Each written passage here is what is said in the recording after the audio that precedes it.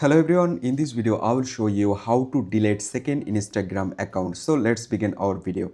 First of all, you just need to open your Instagram app and then you just need to select your on the bottom right corner your profile icon and then select on the top right corner three line and then you just need to select account center and then select profiles, and right now you can see this is your second Instagram account, and if you just want to delete it, just go back and select manage account. Here you can see, just select manage account, and beside your second Instagram account there have another option manage. Select it and select deletion or deactivation or deletion option, and right now select delete and select continue.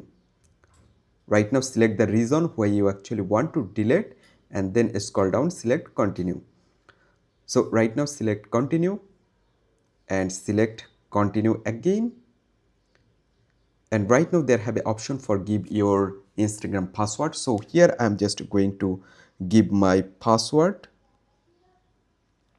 So after type my password, select continue. So after that, here you can see you just need to select delete account. So that's it. In this way you can very easily delete it.